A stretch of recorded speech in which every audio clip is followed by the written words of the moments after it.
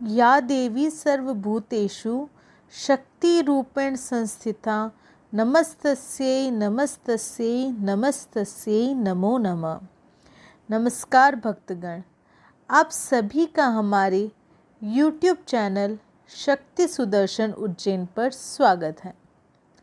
हिंदू धर्म में नवरात्र पर्व का खास महत्व होता है।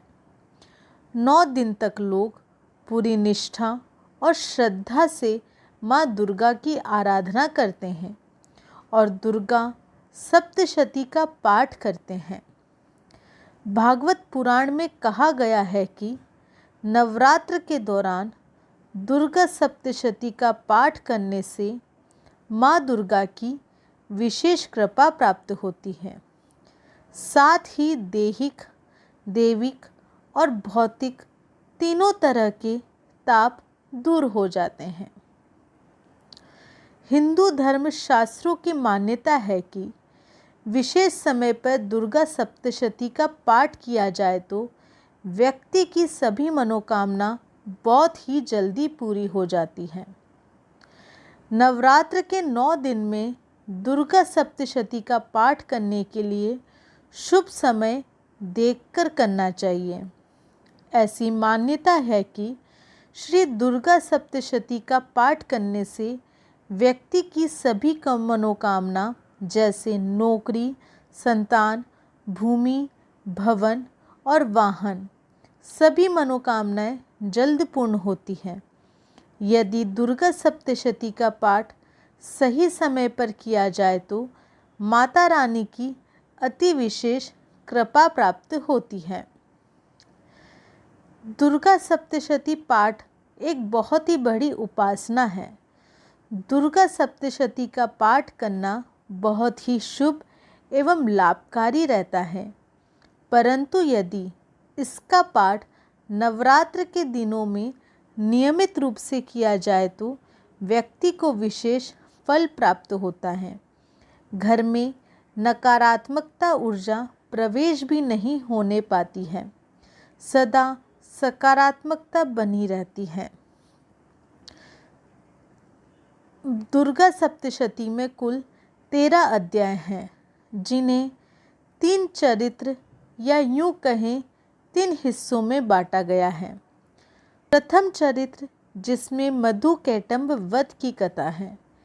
मध्यम चरित्र में सेना सहित महिषासुर के वध की कथा है और उत्तर चरित्र में शुभ निशुभ वध और सूरत एवं वैश्य को मिले देवी के वरदान की कथा है। हर अध्याय के पाठ का अलग अलग फल मिलता है।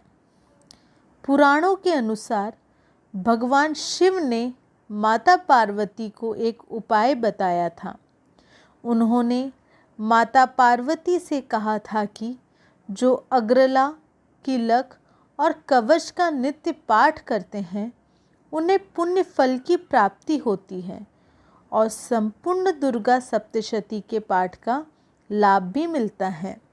आज हम इस वीडियो में दुर्गा सप्तशती पाठ के 11वें, 12वें व 13वें अध्याय का श्रवण करेंगे। 11वां अध्याय देवताओं का देवी की स्तुति करना और देवी का देवताओं को वरदान देना।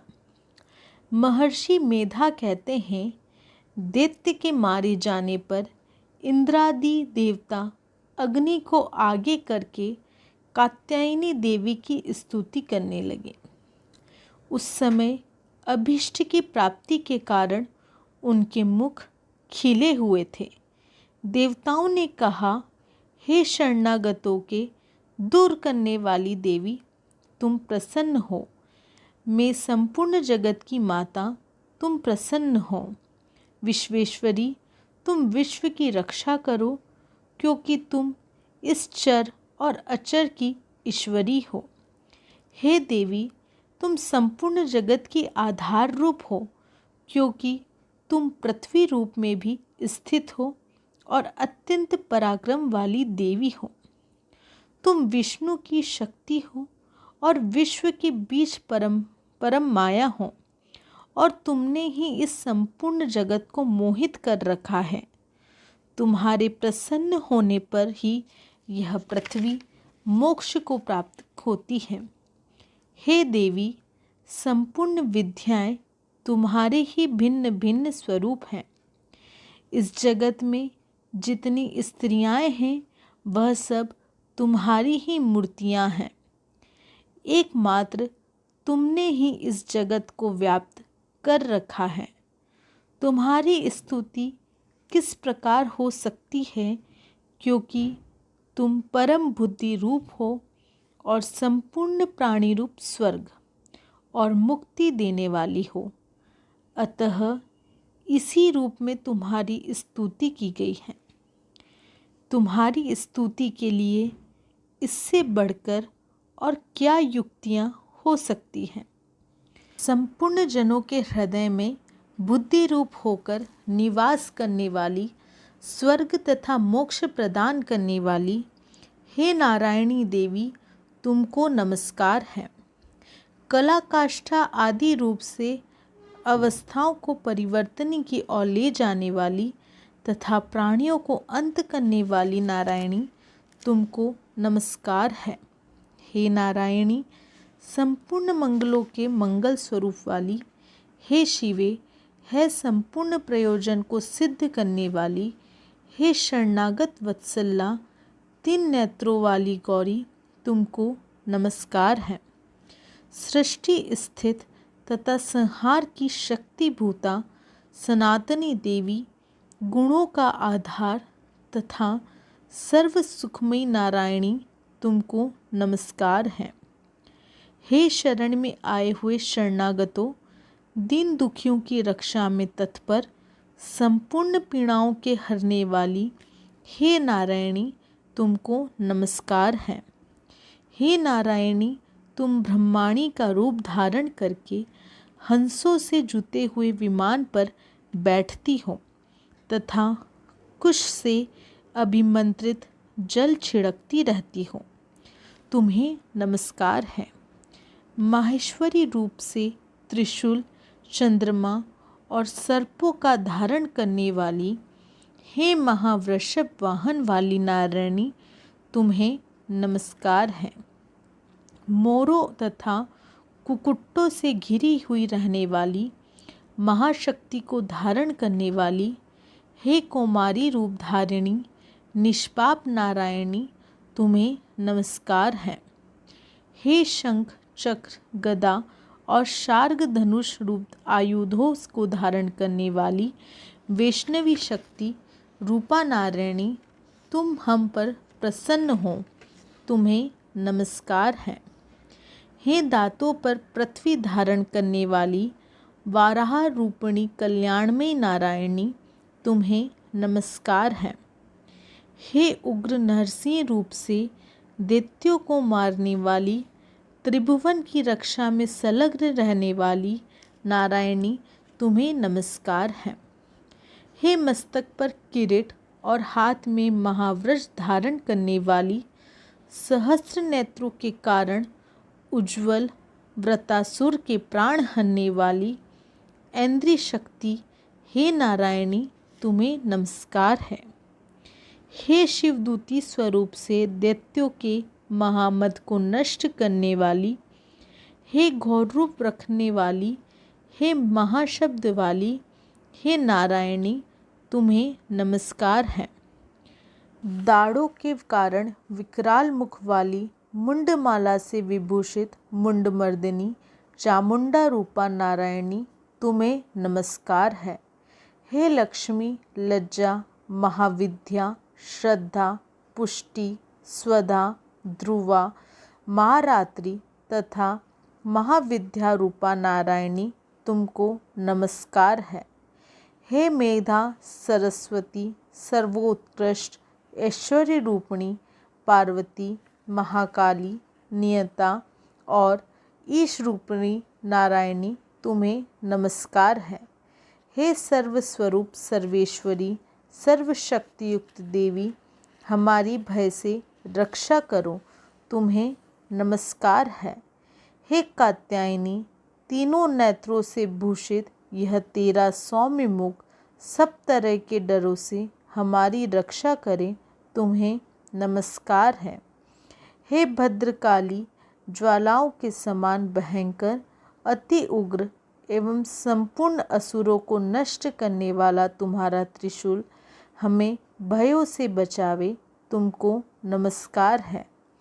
हे देवी, जो अपने शब्द से इस जगत को पूरित करके दैत्यों के तेज को नष्ट करता है, वह आपका घंटा इस प्रकार हमारी रक्षा करे जैसे कि माता अपने पुत्रों की रक्षा करती है।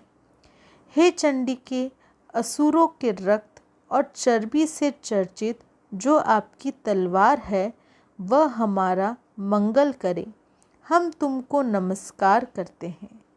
हे देवी, जब तुम प्रसन्न होती हो तो संपूर्ण रोगों को नष्ट कर देती हो, और जब रुष्ट हो जाती हो तो संपूर्ण वांछित कामनाओं को नष्ट कर देती हो।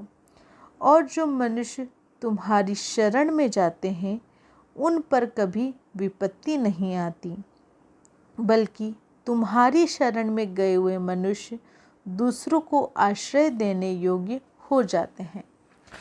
अनेक रूपों से बहुत प्रकार की मूर्तियों को धारण करके इन धर्मद्रोही असुरों का तुमने संहार किया है। वह तुम्हारे सिवा और कौन कर सकता था। चतुर्दश विद्याएं, षट शास्त्र और चारों वेद तुम्हारे ही प्रकाश से प्रकाशित हैं। उनमें तुम्हारा ही वर्णन है, और जहाँ राक्षस, विषैले सर्प, शत्रुगण हैं, वहाँ और समुद्र के बीच में भी तुम साथ रहकर इस विश्व की रक्षा करती हो। हे विश्वेश्वरी, तुम विश्व का पालन करने वाली विश्व रूपा हो, इसलिए संपूर्ण विश्व को धारण करती हो। इसलिए ब्रह्मा, विष्णु, महेश की भी वंदनीय हो, जो भक्तिपूर्वक तुमको नमस्कार करते हैं। वह विश्व को आश्रय देने वाले बन जाते हैं। हे देवी, तुम प्रसन्न हो और असुरों को मारकर जिस प्रकार हमारी रक्षा की है, ऐसे ही हमारे शत्रुओं से सदा हमारी रक्षा करती रहो।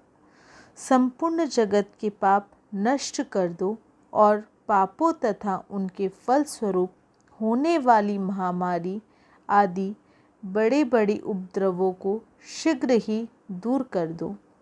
विश्व की पीड़ा को हरने वाली देवी, शरण में पड़े हुए पर प्रसन्न हो।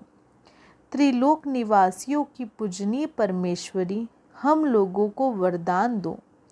देवी ने कहा, हे देवताओं, मैं तुमको वर देने के लिए तैयार हूँ। आपकी जैसी इच्छा हो वैसा वर मांग लो, मैं तुमको दूंगी। देवताओं ने कहा, है सर्वेश्वरी, त्रिलोकी के निवासियों की समस्त पीड़ाओं को तुम इसी प्रकार हरती रहो और हमारे शत्रुओं को इसी प्रकार नष्ट करती रहो। देवी ने कहा, वैवत्स्य मनवंतर के 88वें युग में 2 और महाअसुर शुंभ और निशुंभ उत्पन्न होंगे। उस समय मैं नंद गोप के घर से, यशोदा के गर्भ से उत्पन्न होकर विंध्याचल पर्वत पर शुंभ और निशुंभ का संहार करूंगी। फिर अत्यंत भयंकर रूप से पृथ्वी पर अवतीर्ण होकर मैं वृपचित्ति नामक दानवों का नाश करूंगी। उन भयंकर महाअसुरों को भक्षण करते समय मेरे दांत अनार के पुष्प के समान लाल होंगे। इसके पश्चात स्वर्ग में देवता और पृथ्वी पर मनुष्य मेरी स्तुति करते हुए मुझे रक्त दंतिका कहेंगे।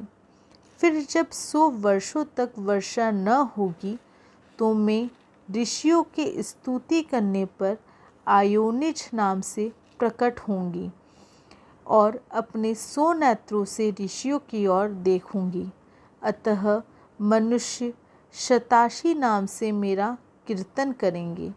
उसी समय में अपने शरीर से उत्पन्न हुए प्राणों की रक्षा करने वाले शाकों द्वारा सब प्राणियों का पालन करूंगी और तब इस पृथ्वी पर शाकंभरी के नाम से विख्यात होंगी और इसी अवतार से मैं दुर्ग नामक महाअसुर का वध करूंगी और इससे मैं दुर्गा देवी के नाम से प्रसिद्ध होंगी और इसके पश्चात जब मैं भयानक रूप धारण करके हिमालय निवासी ऋषियों महर्षियों की रक्षा करूंगी तब भीमा देवी के नाम से मेरी ख्याति होगी और जब फिर अरुण नामक असुर तीनों लोकों को पीड़ित करेगा तब मैं असंख्य भंवरों का रूप धारण करके उस महादैत्य का वध करूंगी। तब स्वर्ग में देवता और मृत्युलोक में मनुष्य मेरी स्तुति करते हुए मुझे भ्रामरी के नाम से पुकारेंगे। इस प्रकार जब जब राक्षसों से पीड़ित होगी तब तब मैं अवतरित होकर शत्रुओं का नाश करूंगी। 11वां अध्याय समाप्त हुआ। अब हम 12वें अध्याय का श्रवण करेंगे। 12वां अध्याय देवी के चरित्रों के पाठ का महात्म्य। देवी बोली, हे देवताओं, जो पुरुष इन स्तोत्रों द्वारा एकाग्रचित होकर मेरी स्तुति करेगा उसके संपूर्ण कष्टों को निसंदेह हर लूँगी। मधु कैटंब के नाश, महिषासुर के वध और शुंभ तथा निशुंभ के वध की जो मनुष्य कथा कहेंगे, मेरे महात्म्य को अष्टमी, चतुर्दशी व नवमी के दिन एकाग्रचित से भक्तिपूर्वक सुनेंगे, उनको कभी कोई पाप न रहेगा। पाप से उत्पन्न हुई विपत्ति भी उनको न सताएगी। उनके घर में दरिद्रता न होगी और न उनको प्रियजनों का बिछाव होगा। उनको किसी प्रकार का भय न होगा। इसलिए प्रत्येक मनुष्य को भक्तिपूर्वक मेरे इस कल्याणकारक महात्म्य को सदा पढ़ना व सुनना चाहिए। मेरा ये महात्म्य महामारी से उत्पन्न हुए संपूर्ण उपद्रवों को एवं 3 प्रकार के उत्पातों को शांत कर देता है। जिस घर व मंदिर में या जिस स्थान पर मेरा यह स्तोत्र विधि पूर्वक पढ़ा जाता है, उस स्थान का मैं कभी भी त्याग नहीं करती और वहाँ सदा ही मेरा निवास रहता है। बलिदान, पूजा, होम तथा महोत्सव में मेरा यह चरित्र उच्चारण करना व सुनना चाहिए। ऐसा हवन या पूजन मनुष्य चाहे जानकर या बिना जाने करे, मैं उसे तुरंत ग्रहण कर लेती हूँ। और शरत काल में प्रत्येक वर्ष जो महापूजा की जाती है, उनमें मनुष्य भक्तिपूर्वक मेरा यह महात्म्य सुनकर सब विपत्तियों से छूट जाता है और धन, धान्य तथा पुत्र आदि से संपन्न हो जाता है। और मेरे इस महात्म्य व कथाओं इत्यादि को सुनकर मनुष्य युद्ध में निर्भय हो जाता है और महात्म्य के श्रवण करने वालों के शत्रु नष्ट हो जाते हैं तथा कल्याण की प्राप्ति होती है और उनका कुल आनंदित हो जाता है। सब कष्ट शांत हो जाते हैं तथा भयंकर स्वप्न दिखाई देना तथा घरेलू दुख इत्यादि सब मिट जाते हैं। बाल ग्रहों में ग्रसित बालकों के लिए यह मेरा महात्म्य परम शांति को देने वाला है। मनुष्यों में फूट पड़ने पर यह भली भांति मित्रता करवाने वाला है। मेरा यह महात्म्य मनुष्यों को मेरी जैसी सामर्थ्य की प्राप्ति करवाने वाला है। पशु, पुष्प, अर्घ, धूप, गंध, दीपक इत्यादि सामग्री द्वारा पूजन करने से, ब्राह्मण को भोजन कराकर, हवन करके, प्रतिदिन अभिषेक करके, नाना प्रकार के भोगों को अर्पण करके और प्रत्येक वर्ष दान इत्यादि करके जो मेरी आराधना की जाती है और उससे मैं जैसी प्रसन्न हो जाती हूँ, वैसे ही प्रसन्न मैं इस चरित्र के सुनने से हो जाती हूँ। ये महात्म्य श्रवण करने पर पापों को हर लेता है तथा आरोग्य प्रदान करता है। मेरे प्रारुद्ध भाव का कीर्तन दुष्ट प्राणियों से रक्षा करने वाला है, युद्ध में दुष्ट दैत्यों का संहार करने वाला है। इसके सुनने से मनुष्य को शत्रुओं का भय नहीं रहता। हे देवताओं, तुमने जो स्तुति की है अथवा ब्रह्मा ने जो मेरी स्तुति की है, वह मनुष्य को कल्याणमय बुद्धि प्रदान करने वाली है। वन में सूने मार्ग में अथवा दावा नल से घिर जाने पर वन में चारों ओर से घिरा हुआ, यह शत्रुओं द्वारा पकड़ा हुआ, जंगलों में सिंह से, व्याघ्रों से या जंगली हाथियों द्वारा पीछा किया हुआ, राजा के क्रुद्ध हो जाने पर मारे जाने के भय से, समुद्र में नाव के डगमगाने पर, भयंकर युद्ध में फंसा होने पर, किसी भी प्रकार की पीड़ा से पीड़ित, घोर बाधाओं से दुखी हुआ मनुष्य मेरे इस चरित्र को स्मरण करने से संकट से मुक्त हो जाता है। मेरे प्रभाव से सिंह, चोर या शत्रु इत्यादि दूर भाग जाते हैं और पास नहीं आते। महर्षि ने कहा, प्रचंड पराक्रम वाली भगवती चंडिका यूँ कहने के पश्चात सब देवताओं के देखते ही देखते अंतर्धान हो गई और संपूर्ण देवता अपने शत्रुओं के मारे जाने पर पहले की तरह यज्ञ भाग का उपभोग करने लगे और उनको अपने अधिकार फिर से प्राप्त हो गए तथा युद्ध में देवताओं के शत्रुओं शुंभ व निशुंभ के देवी के हाथों मारे जाने पर बाकी बचे हुए राक्षस पाताल को चले गए।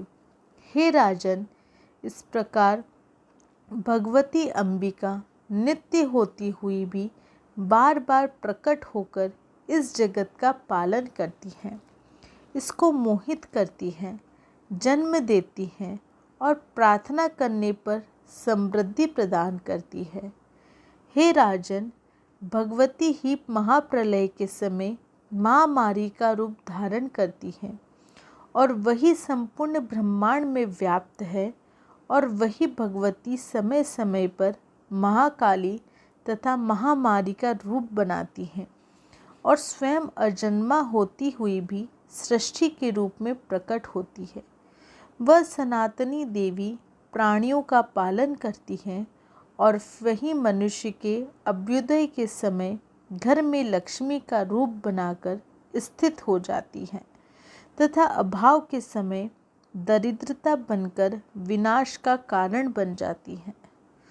पुष्प, धूप और गंध आदि से पूजन करके इसकी स्तुति करने से वह धन एवं पुत्र देती हैं और धर्म में शुभ बुद्धि प्रदान करती हैं।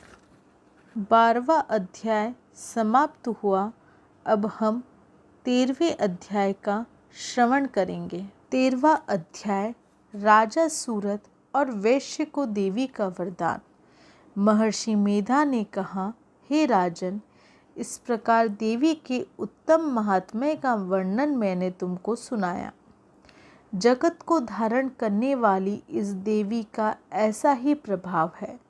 वह देवी ज्ञान के देने वाली है और भगवान विष्णु की इस माया के प्रभाव से तुम और यह वैश्य तथा अन्य विवेकी जन मोहित होते हैं और भविष्य में मोहित होंगे।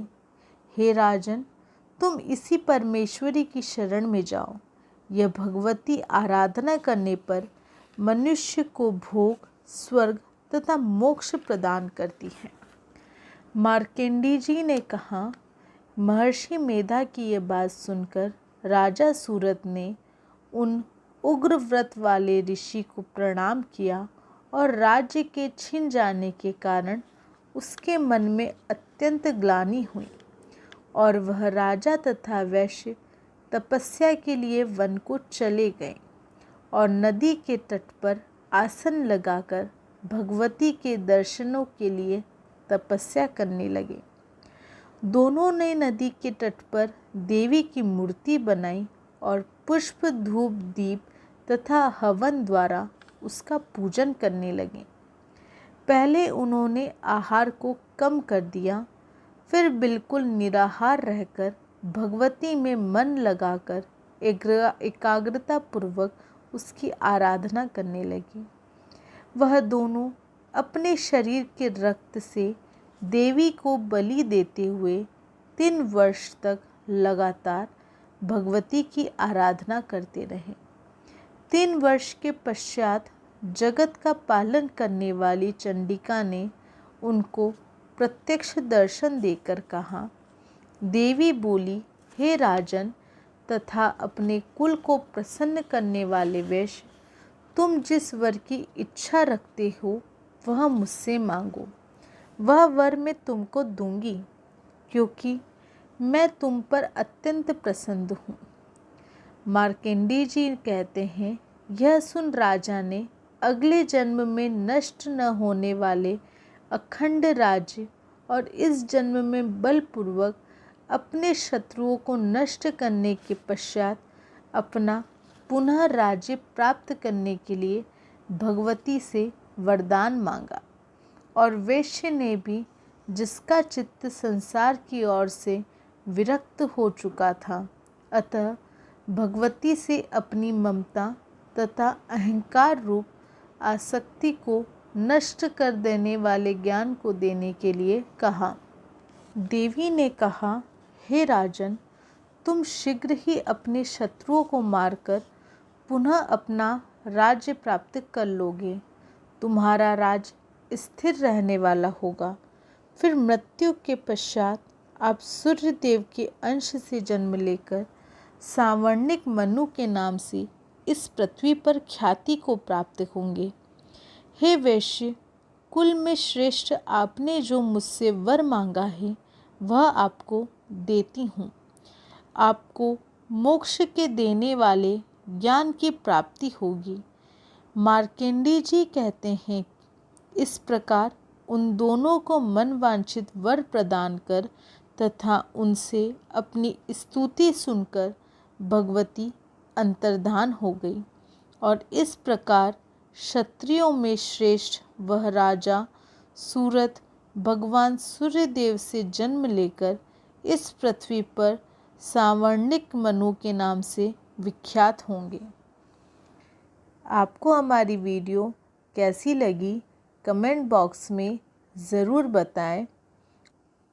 अगर आप हमारे चैनल पर नए हैं तो चैनल को सब्सक्राइब करना न भूलें और बेल आइकन को दबाएं। जय श्री महाकाल।